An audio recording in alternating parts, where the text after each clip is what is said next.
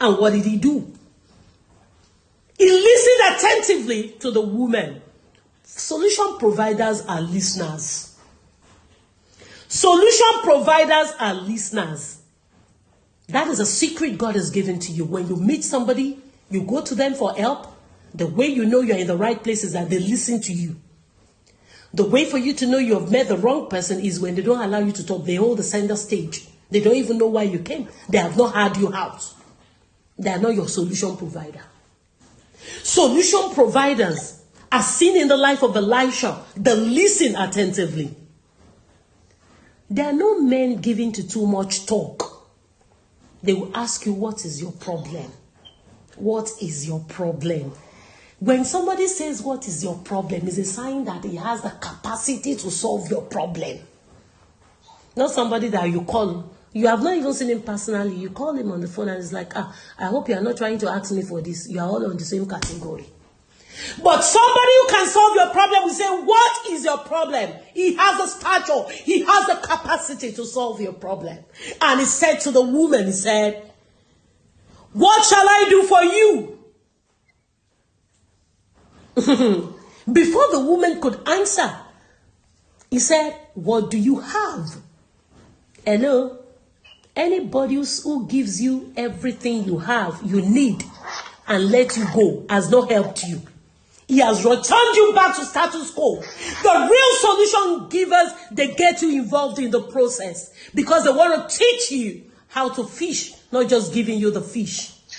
Another way for you to know solution providers, they don't just say, oh, your problem is 10 million, go. No, they tell you, okay, I understand your problem, what do you have? What do you have is a question that means I want to take you through a process. I want to teach you to multiply what you have. Take note of that. And that was what Elisha did. She said, what do you have? And the woman defined her poverty by saying, I have only a jar of oil. Our solution provider knows that what you have is enough to turn your life around. That thing you have is enough to turn your life around. And they don't run you down for what little thing you have. They look for a way to make that little thing you have a mighty one. Are you understanding the picture of who your solution, your destiny helper or your solution provider is? They don't run you down. They don't ask you rhetorical question. What have you been doing with your life? Did Elisha ask her what her age is? That they want to sell her children into slavery? No. Did Elisha ask her what did your husband do with his life? They don't ask stupid questions. When people begin to ask you rhetorical questions, the solution to your problem is not with them. She said, what do you have? She said, jar of oil. And immediately went into action. They're action-packed people. They are action-packed people. They don't have time for nonsense. And he said, okay, you have a jar of oil. Before we go into the process, we're still looking at characters. I don't want to jump into process. And he developed he guided her as a mentor on how to increase the jar of oil she had. We treat that under process. We're still looking at character. The last set of people under the characters involved are the neighbors. Who are the people in your neighborhood? In your neighborhood. In your neighborhood. Who are the people in your neighborhood? They are the people that you see each day. They are the people that you see each day. And the people, the last set of people were the neighbors. What did Elisha say to this woman? Go and borrow. Your mentor will use that word you don't want to hear. For this woman, the word borrow has traumatized her life. But that was the same word the man used. So if you have fear for certain words, you will hear them over and over again for you to be liberated.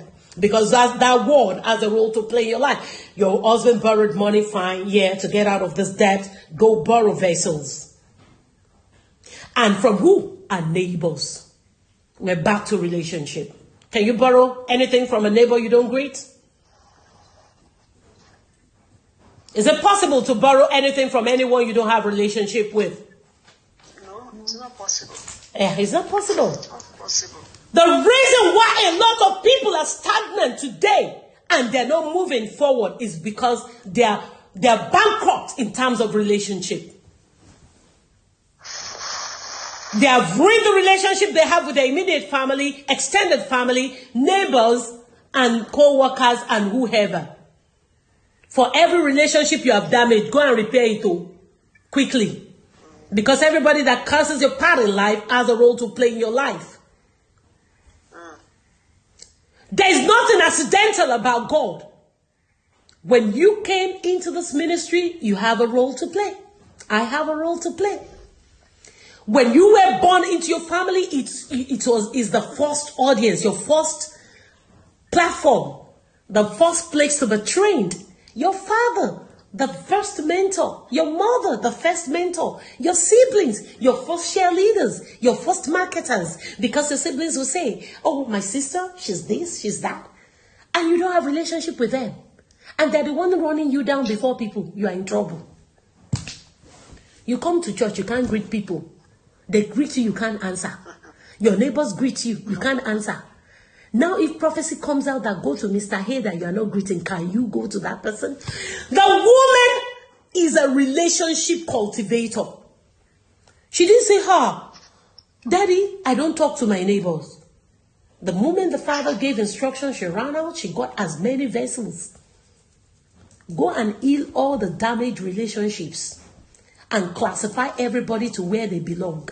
Out of their assets and know how to use it to benefit your life. I don't know if I'm communicating. It doesn't stop you from preaching salvation to them. It doesn't make you become part of their sinful lifestyle. But then the reason why God brought them into their life, you need to know and make good use of it. Relationship is a currency.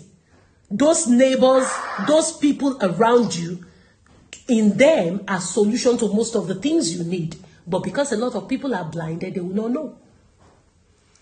I will not overflog that. That is the last set of characters in the story. The neighbors played a major role.